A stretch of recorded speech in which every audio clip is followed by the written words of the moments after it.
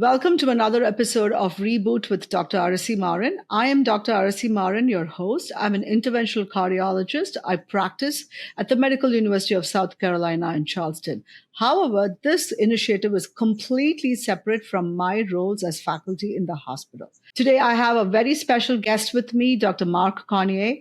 Dr. Cornier is a professor of medicine and the director of the Division of Endocrinology, Diabetes and Metabolic Disease at the Medical University of South Carolina. He received his undergrad education at the Vanderbilt University at Nashville at biomedical engineering. Subsequently, did his medical school at the Georgetown University Medical Center in Washington. And followed that, he did his fellowship at the University of Colorado, where he did his fellowship in endocrinology and metabolism. Subsequently, he was the associate division head for endocrinology and the associate director and medical director at the University of Colorado Health and Wellness Center, and the director of clinical intervention and translational core of the Colorado Nutrition Obesity Research Center. He has been subsequently came to MUSC, and he is active clinical and translational investigator. His primary research interest is understanding the complex regulation of food intake and body weight, and in studying optimal interventions for weight management and metabolic health. Marc, it's a pleasure. Your bio was a mouthful for me. You have done a lot, and it's a great honor for me to have you here. Thank you so much for coming to us. Well, thanks for having me. It's a pleasure to be here, and hopefully I can answer all your great questions. Look forward to it. We are going to focus on two specific topics here. Okay, diabetes, along with that comes pre-diabetes, and obesity as a result of it. So, let me start with some myth busters. What is the most common myth you come across when with a diagnosis of diabetes? Oh, there's so many. I think there's a few. There's myths about whether eating sugar causes diabetes. I think yes and no. Eating sugar itself doesn't cause diabetes. Eating too much sugar and processed carbohydrates can lead to excessive weight gain, which can lead in the right genetic environment to insulin resistance, which then can lead to relative insulin deficiency and then ultimately diabetes. But, eating candy every day is not necessarily going to cause diabetes per se. So that is a big one.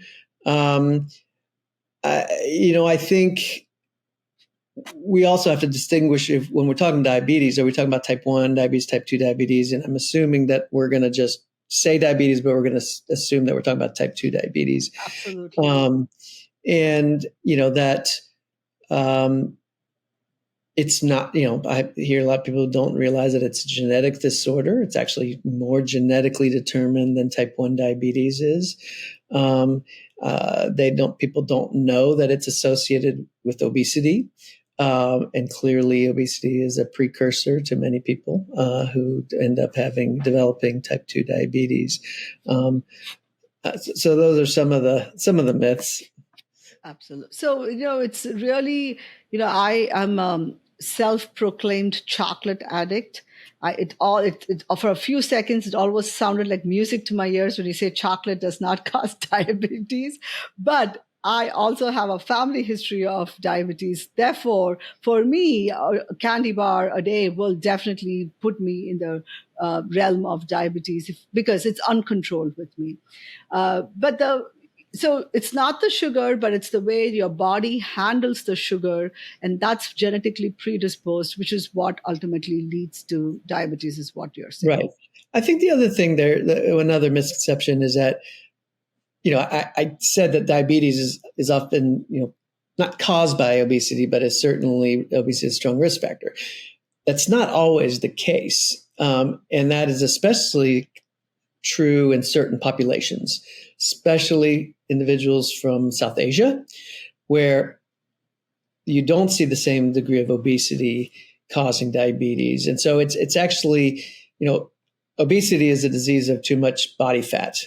But it's not how much body fat, it's where is that fat. And some individuals don't have to have significant obesity to have significant fat in the wrong places, which is in the viscera, in the abdomen, intra-abdominally, in the liver, around the heart, around the pancreas, etc. And it's those individuals that are especially at high risk.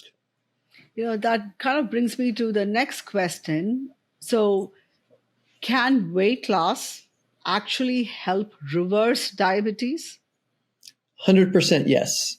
I think there's no doubt about that we can see with enough weight loss. Now, it takes enough weight loss. So 5% weight loss can prevent someone with prediabetes from developing diabetes. But for someone, and 5% weight loss in someone with diabetes can improve their diabetes. But to really reverse diabetes, you need 15% or more weight loss.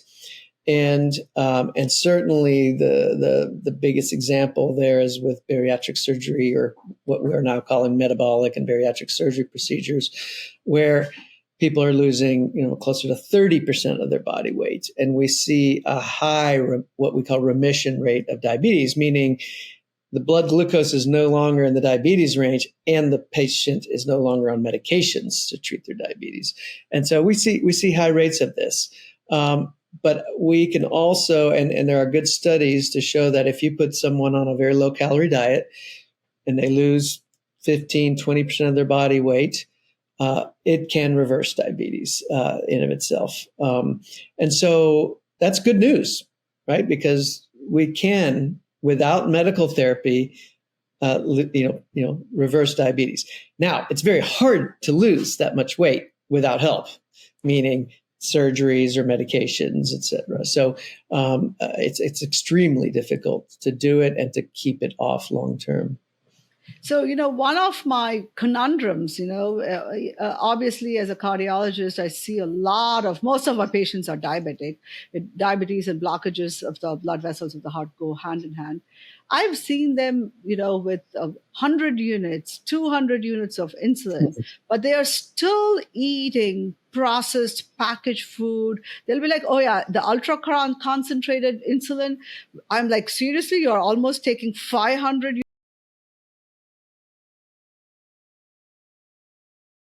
and soda, etc.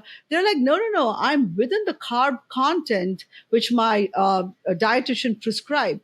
So why is that we are telling these diabetic patients it's okay to eat, X amount of carbs per day? They're not on a carb restricted diet.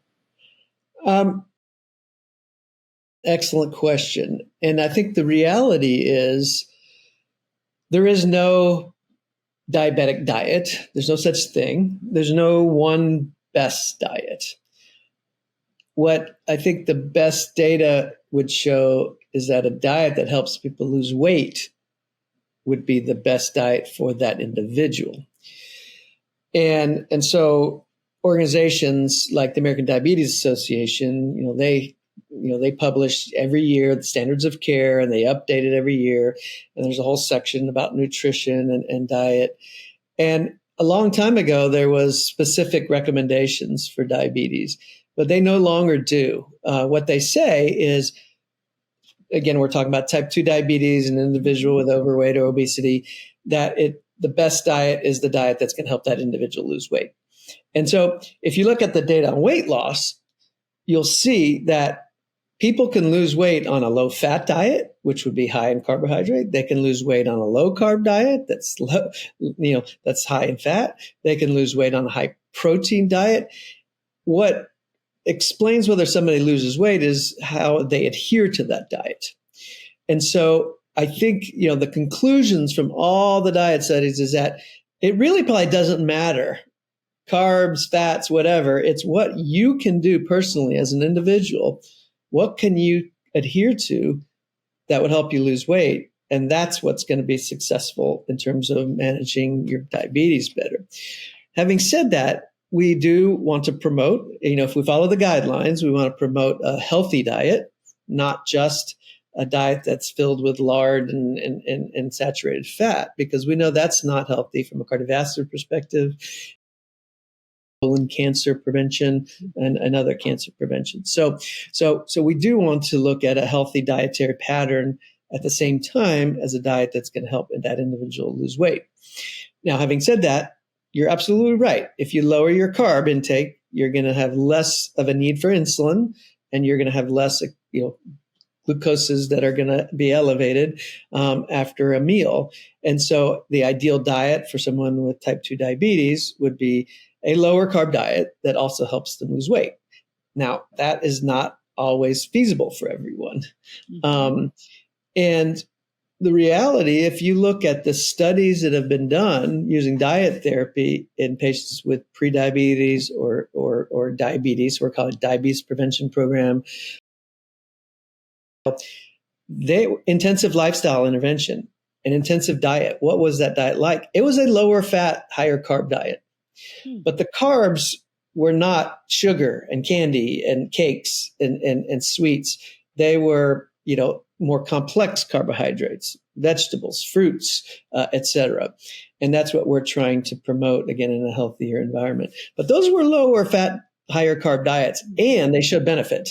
In the look-ahead trial, the patients who lost 10% of their body weight had a reduction in cardiovascular outcomes. Now, the overall group didn't, but those weight did. So I think certainly the individual who's eating the wrong foods, that's not the idea. The idea is, yes, you have carb goals and they should be on the lower end, but those carbs should be healthy carbs, not unhealthy carbs. But it's complicated, right? We can't just blame the patient, right? Those cakes and candies and sweets, they're very appealing. The brain wants them. The brain is is designed, and the neurocircuitry in the brain is very powerful, and it's altered when we eat actually higher fat diets. We get inflammation in the brain that then leads to more food intake, and then there are addictive type behaviors related to food. And as we gain weight, there is a down regulation in the reward sensation that we get with eating, and so then we need to eat more to get the same reward. So and that's just touching. That's the tip of the iceberg. So it's very complex. It's because I feel like sometimes patients misuse insulin pretty much, right? I had a wife of a patient tell me, you have to talk to him. He eats a bowl of ice cream every night and then goes and gives himself extra insulin to. I'm like, that is not what insulin was designed for. No, yes, no, but I'm going to be devil's advocate a little bit as well. I think if what brings you the pleasure in life is eating ice cream, and that's going to make your quality of life better, as long as you can maintain your weight, right? As long as that's not causing you to gain weight. If you take the right amount of insulin to control the blood sugar after eating the bowl of ice cream, I think that's maybe okay. Long time ago, we used to give insulin, and then we would adjust the meal to the amount of insulin, which really didn't make sense. That was not physiologic. So now what we do with insulin, we say, you adjust the insulin based on what you're going to eat. Mm-hmm. And so we still want people to eat healthy. So no, I'm not promoting that people eat a bowl of ice cream every night, because that's got lots of saturated fat and sugar. And yeah, that's not a healthy meal. But again, I think we want to take the approach that people with they have a disease, diabetes, and we don't want them to be miserable either. So we want to use insulin properly. You were mentioning earlier, people were on hundreds of units of insulin. Well, that's because they're severely insulin resistant. Plus, maybe they're eating too much carb, and so certainly we can improve that. But we have changed a little bit how we use insulin, especially once you get to mealtime insulin, is that you use the insulin to target the food you eat, not the other way around. But at the same time, we want people to be healthy. But But So, I'd rather somebody take if they're going to eat the bowl of insulin, the bowl of ice cream, excuse me, at least if they take insulin with it, at least that's going to control their blood sugar. Now, that's not probably healthy because it's going to promote weight gain. But again, it will hopefully at least control their blood sugar. It's better than not taking insulin. absolutely, absolutely. So, a couple of little nuances I want to kind of tease out here. Yeah. So, we use the glycosylated hemoglobin A1C as a measure of what the 3-month blood sugar averages are. Keeping it under control, does it prevent blockages in the blood vessels of the heart? Does it improve kidney function? Does it improve eye function? What does it relate to? Apart from telling us this is where your blood sugars have been, what is the prognostic role of it? Right. I think there's pretty clear evidence from multiple big studies that say if you lower the A1C, you lower the risk for what we call microvascular disease. So that's the small blood vessels that, when damaged, can lead to retinopathy and blindness, neuropathy, and then that can lead to amputations, and then can lead to nephropathy, which can then lead to kidney failure. I think that's pretty clear and established that normalizing the A1C and the blood glucose across the day, it's not just the A1C. I think we've learned using continuous glucose monitoring that, blood sugars that swing up and down, but the average is good, is not that great for you. It's better to have a slightly higher blood sugar on average, but have it be steady across the day. Mm-hmm. But A1C tracks well in most people, and lowering A1C improves those outcomes. What's less clear is with the larger blood vessels, the larger arteries, and whether controlling glucose, does that prevent, heart attack, strokes, peripheral arterial disease? I think there's more and more evidence that the answer is yes, but I think it somewhat depends on which treatments you use to treat patients with diabetes. But certainly the extension of trials in type 1 diabetes and type 2 diabetes ultimately do show benefit over time. So a lot of the newer drugs that we use for diabetes show cardiovascular benefit. And I think that a lot of it can be explained by the reduction in the blood glucose. But these drugs also lower blood body weight and body fat, and they improve other related outcomes. It's complex because people with type 2 diabetes also have other risk factors for cardiovascular disease. They have hypertension very commonly, and if not well controlled, is an additive risk factor. They have the metabolic dyslipidemia, so they have elevated triglycerides, low HDL. Their LDL cholesterol, which is the one that we focus most on, may not be significantly elevated, but it is usually smaller, denser, and then more likely to cause the plaques. And these are all related to each other. And so it's probably not one thing, but the whole package that really puts the patient at risk, in addition to other risk factors associated with obesity, increases in certain inflammatory substances in the body, fatty acids, things like that certainly have a role as well. So that's why when we take care of our patients, we actually have to take care of the whole picture. It's not just taking care of the blood sugar; it's also the blood pressure, the cholesterol, reducing smoking rates and all that. It's really funny. Like, I have patients who come to me and say, "Oh, my hemoglobin A1C is 5.9. Why am I still getting blockages in their blood vessels?" And I look at their med list, and there are pretty much all the anti-diabetic oral drugs and insulin, high doses of insulin. And I look at them and saying, "You're wearing a lot of makeup to look this good." So if you're wearing this much makeup, that means your diet is still not under control, and there's a big interplay. And I think that people seem to forget that there is a big connection between blood glucose and diet. Absolutely, and exercise is a critical component as well. I think there's excellent evidence that sedentary behavior is associated with increased cardiovascular risk, independent of all the other risk factors. So just getting up and moving is an important factor. The other thing to remember is, yes, that patient's A1C might be 5.8 now, but maybe it wasn't for many years. And it's during that time that the damage was done.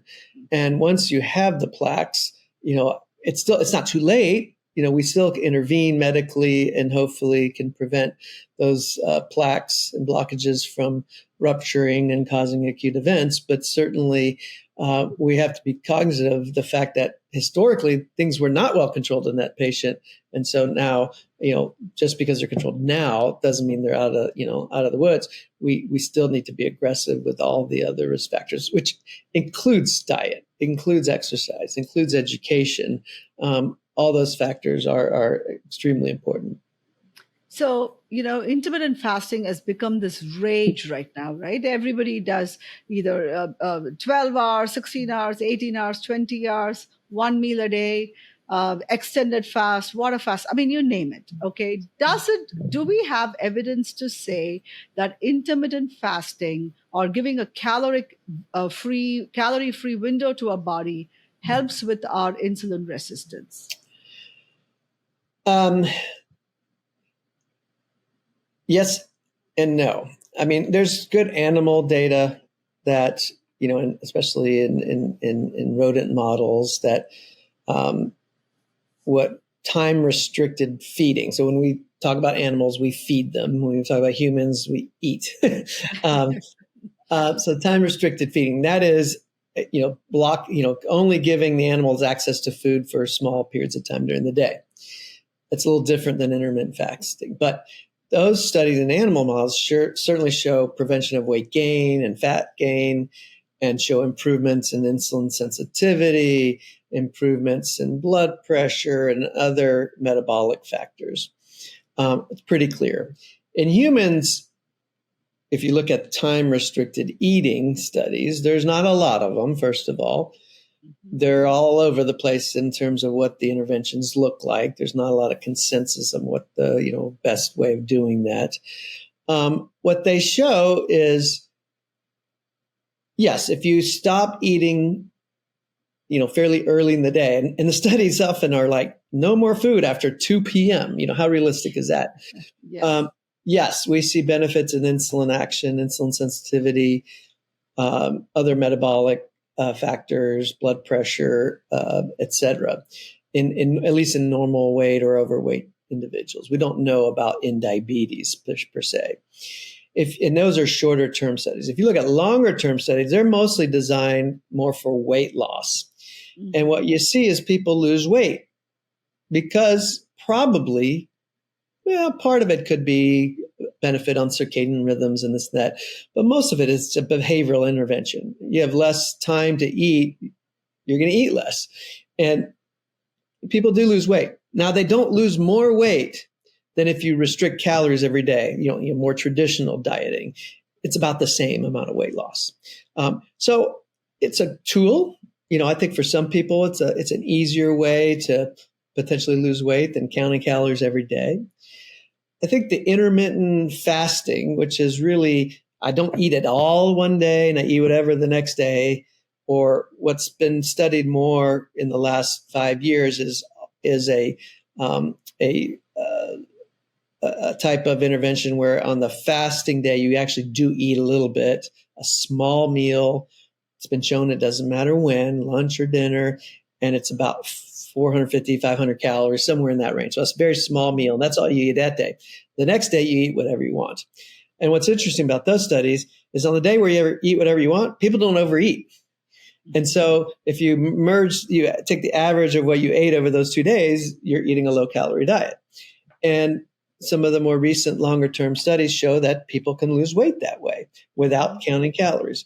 Now, again, the weight loss is not superior to dieting every day, cutting calories every day. It's identical. So again, it's a tool. Now, those studies don't necessarily show clear benefits on insulin resistance and those kind of things.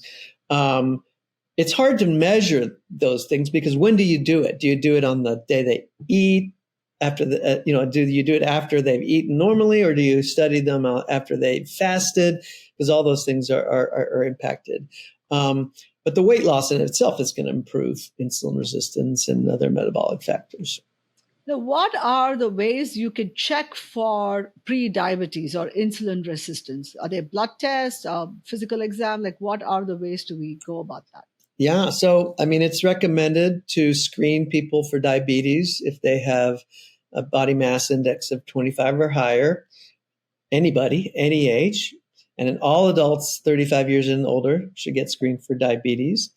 And that's how we screen for prediabetes, is with those same blood tests. We can use a fasting blood glucose. Very good test. We can do a 2-hour glucose tolerance test, a little bit better because you get the fasting and the response to a load of sugar. And then you can do the A1C. The advantage of the A1C is you don't have to be fasting, it can be done any time of day. But there are caveats. There are disorders that can alter the A1C and make it less accurate, like iron deficiency or hemoglobinopathies, like sickle cell anemia, things like that. So we do have to be a little careful when people have these other disorders. But A1C is the traditional.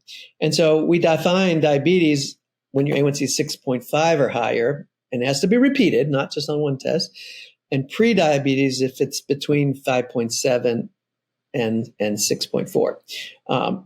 So that's pre-diabetes. And less than 5.7 would be considered normal. Now, can we identify people as insulin resistant or before they even get prediabetes? And the answer is yes. People. Right. And there it's through physical exam. So number one, it's, BMI, waist circumference. We don't do that in the clinics, almost never, but there's excellent research to say the waist circumference is probably superior to a body mass index. A blood pressure. So if they have elevated blood pressure, and then a triglyceride and HDL. If you have those components, you can identify insulin resistance. You're basically identifying people with metabolic syndrome with those components if they're elevated. We don't recommend getting blood tests like insulin, C-peptide. There's too much variability there. The blood tests themselves, the assays are not very accurate. We don't really know what normal is and what the cutoffs should be for normal versus insulin resistance. I did a research study where we measured insulin levels fasting on multiple days, and we saw 20, 30% differences on different days. All because of the assays are not very good, but also what you ate yesterday, if you exercised yesterday, all impact this blood test. So it's not a very good test. So overall, most groups like the American Diabetes Association don't recommend obtaining that.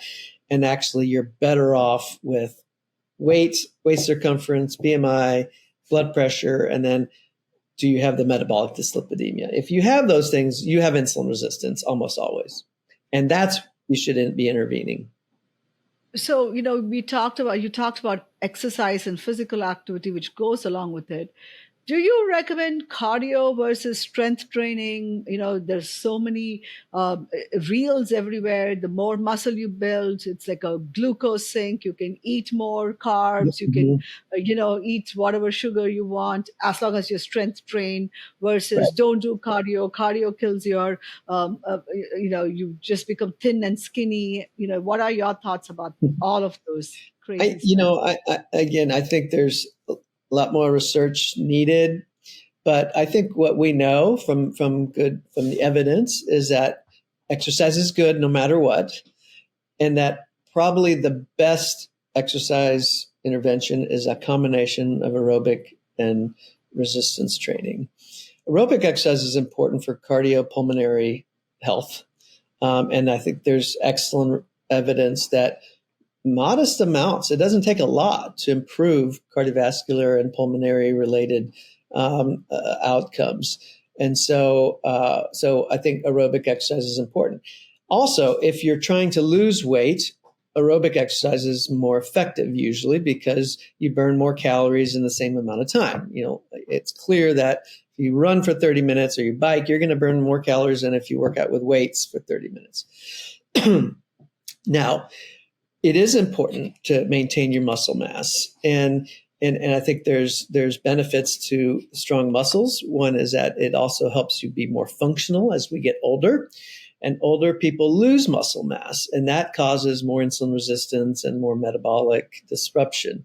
So, so I think the general recommendations of trying to exercise most days and trying to get at least 2 or 3 days of resistance training mixed in with the other days with aerobic is probably the best recommendation we give our patients. Now, I think we can't be fooled, though. The amount of resistance training that we're recommending and that most people do, yeah, you'll notice it. Your muscles will be a little bit bigger, but it's not going to make it's not bodybuilding. We're not going to increase your metabolic rate dramatically. We're not going to create, a glucose sink that allows you to eat whatever you want. But it is going to make you healthier and be able to move better. But at the same time, you have to do it safely. You don't want to we don't want injuries, but that's both with aerobic and resistance, right? If you start running every day and then you have knee pain and then you can't run anymore, what good did that do you? Same with resistance training. You don't want to lift a weight that's too heavy, and then next thing you know, need to get shoulder surgery, and then you can't lift weights for a long time. So again, you have to do it safely. We're not talking heavy weights. We'd rather you do more reps, more number of exercise reps and at a lower weight than fewer at a higher weight as well, again, to get the most out of it and protect from injury. But I'm a big proponent of exercise, and especially in our older patients who just sit around, and their muscles, really become smaller, and even in the setting of obesity. Now, most people with obesity, because they're heavier and they're walking, their body has to carry around more weight, their muscles are bigger and stronger. And so are their bones. So there's less osteoporosis, et cetera. But as you get older and more sedentary, you can still have obesity and excess body fat and then start losing muscle. And that's a big concern. So I think I'd be, if I don't bring up GLP-1 agonists, this podcast would be a total failure.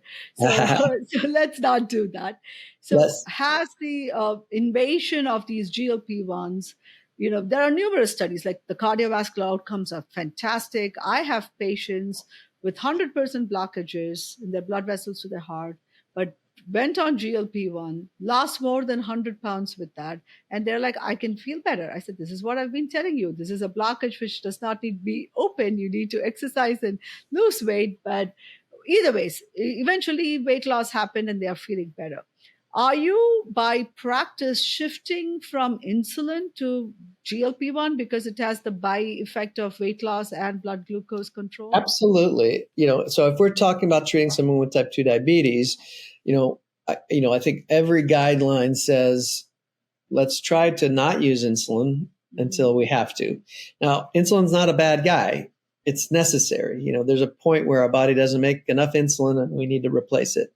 But if we can use other treatment options that are more physiologic and that have added benefits, I think we're going to be, helping our patients if it's affordable and their insurance cover. There's a lot of factors if they can get it because we have shortages.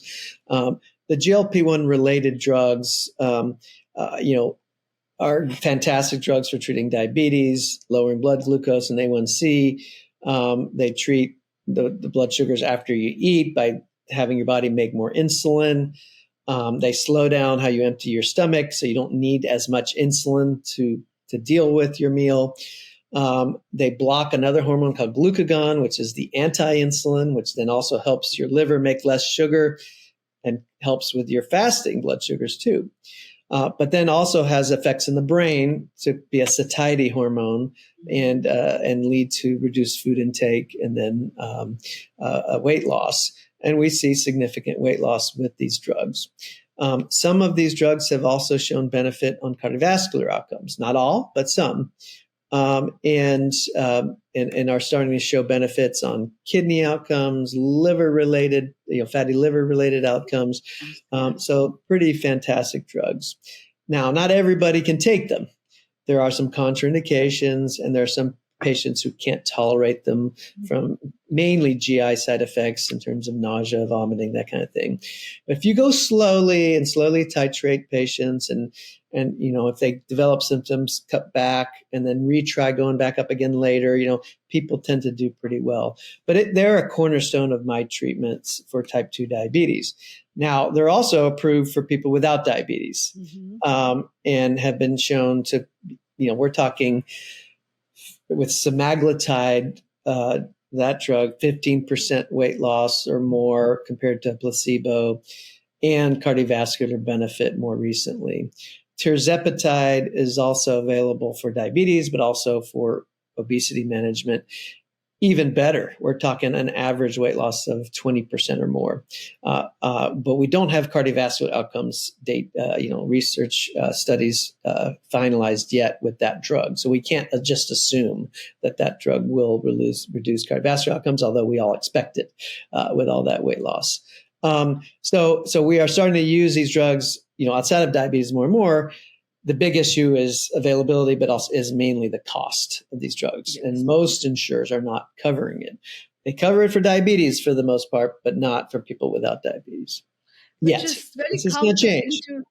I hope it does, because it's very counterintuitive. Like it is. Both obesity and diabetes pretty much is like the foundation for all other disease parameters. And, why wouldn't you give right. that And these drugs are fabulous at preventing diabetis. So yes, it's better to prevent a disease than to treat a disease. There's no doubt about it. Yeah. I think the payers of our health in our healthcare system here in the United States are just very worried, that they start paying for these drugs that are very expensive. Millions and millions of people are going to want to be on them, and their physicians are going to want to put them on them, and they're going to go broke. That's their concern. And so there's a lot of modeling of this. And I have a role as the president-elect of the Obesity Society here in the United States. And I've been on meeting after meeting after meeting with payers, the government, about how we're going to afford to do this. And the reality is everyone is on board that, yes, obesity is a disease that needs to be treated. And the treatment of obesity makes a lot of sense, because we're not only going to prevent diabetes so that we don't have to treat as many people for diabetes, but we're going to reduce and improve blood pressure, lipids, cardiovascular disease. We're going to improve sleep. There's so many downstream benefits, reduce cancers, that it makes a lot of sense. But the cost is very high. The cost of treating all these diseases is also very high. Absolutely. But the problem is the payers, they don't want to hear that we're going to save money 10, 15 years down the road, because they're not going to, the president of that company is not going to be there at that time. They want something that's going to be cost effective now in the next year or two. But again, I think once we get to the point where all insurers pay for these, that'll be different, because then as people switch insurances, it won't matter. Right now, if only one covers it and everybody jumps on that insurer to get that medicine, and then as soon as they lose weight, they're going to go back to their old insurance, and then that other company gets the benefit. Now, that's one of the concerns. So there's a lot of work happening here, and because of the excitement with these drugs, things are moving quicker now than they were 5 years ago when we didn't have. So how about what happens when you stop taking the drugs? Do you gain the weight back? How is the long term? So, okay, let me ask you this. You start a patient on a medicine for high blood pressure, and their blood pressure gets better, right? When do you stop their high blood pressure medicine? Unless they do something else. Right. Okay. So we have a double standard with the disease of obesity. We don't consider it a disease when in fact, it clearly is. And so people, the brain is wired to make you want to eat. And some people are wired to want to eat more than others. It's not necessarily their fault. And it's not just a behavior. It's not just a lifestyle. There's so much biology behind it. And with these drugs, we're altering that biology. And when you hear patients talk, they say it took away the food noise. Mm-hmm. It took away my always thinking about eating or being worried that there's not going to be enough food in the house. I've got to go to the store. I've got to eat. If I don't eat, there's going to be a problem. it does away with that. It's pretty impressive. And so the idea is that you're treating a long-term disease. So these drugs need to be used long-term. Now, does that mean everyone has to stay on these drugs permanently? No. Some people probably can come off. Some people might do okay on a lower dose. Mm-hmm. Some people might be able to go to a different therapy that helps maintain that lower body weight. But the reality we know is when you lose weight, your biology tells you to eat more because your body senses a change and says you need to eat more. And so it's extremely difficult to maintain a weight loss. And if you look at every diet study, what happens? You lose weight over 6 months, stop losing weight because your body compensates. So you no longer lose, you plateau, right? And then every study shows you regain. We call it the check mark. And if you look at anti-obesity medications, people lose their weight and they plateau. Mm-hmm. But as long as they stay on that drug, they continue to plateau. There's no check mark. They don't start rising. Their weight does not start to rise. They always maintain in almost every study. And so in a number of studies have done this where everybody loses weight, everyone gets the drug, they lose 10, 20%, whatever, and then they get randomized. Okay, now you get to stay on the drug, you get to go on a placebo. And every study has shown that once you go to those who go on a placebo start regaining the weight. Now, a year out, they haven't regained all the weight, but they've regained a lot of the weight. No. And if you probably extended the studies for another year, they probably would have gained most, if not all of the weight. So, but again, we think that some people might have ways to combat that. They start changing completely their lifestyle. Now all of a sudden they're running marathons and training hours a day but a lot, if not most of people will require a treatment that's long-term, and that's, I think the reality is we have to think differently about this because the way we've treated obesity in the past just doesn't work. It's not a temporary treatment. So how about this concern about the sarcopenic obesity effect of the GLP-1s, that they are losing more muscle mass and they're still kind of carrying a lot of fat, but they're losing muscle mass. What are your thoughts on that? I think most of that is unfounded. And there's anecdotal stories of people who lost all this weight. And a lot of those are people who actually probably were not appropriate from the beginning to be on those drugs. There are people who were not quite as heavy, maybe weren't even overweight, that go on these drugs. But the reality is there's excellent studies to show, and this includes bariatric surgery, medical therapy, diet. The more weight you lose, most of that's fat, but you lose muscle. And the more weight you lose, the more fat you lose, the more muscle you lose because you don't have to carry as much weight. And so your body compensates. Now, the question is, do people lose more muscle on these drugs than just can be explained by the weight loss? And I think what we know so far is probably not. Mm-hmm. That probably it's just we're not used to people losing that much weight on a medicine. We wouldn't have said this about surgery because the same thing happens with surgery. People lose muscle. And so now there may be the rare patient who does lose more muscle than they should. I think we all have stories about this, but the research wouldn't bear that out at this point. But there's not good research to actually that measure muscle mass and all that with these drugs.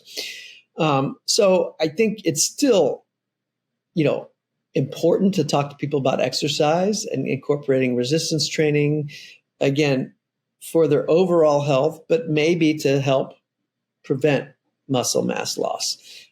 Because even if it's an expected outcome, we expect you to lose muscle mass. If you could maintain it, that might be a really good thing. And there are some drugs that are being developed that increase muscle mass or at least maintain muscle mass during weight loss. And so, the kind of the 10, 20 years from now, maybe that's what we'll be doing. We'll be using two drugs, one like a GLP-1 that blocks appetite and hunger and satiety, and then one that helps preserve muscle mass, and the two together lead to better, outcomes. This all brings me back to the root cause of obesity, at least in a developed country like America, in which, in my opinion, is the ridiculous abundant access to the ultra processed food. Right? We start with the sugary cereal to the processed foods and the processed meats and the pizzas and the cookies and the cakes and the chips, and which is almost unregulated. Here we are kind of like driving this market. We are churning this wheel. We give the education about food literacy is definitely not there from not definitely not coming from schools where the sodas and all that is readily available for our children to eat. And then the college culture of eating whatever you want.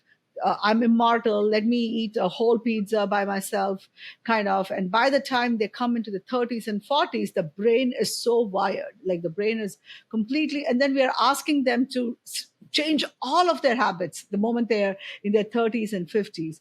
I mean, don't you think we are missing the point with regards to our education with or our relationship with food? And that's the fruit, that's the seed which from all of this came about. Uh, yeah, but I think it's more complicated than that. I think if you look at, clearly there's a genetic component to obesity, a very strong component. Mm-hmm.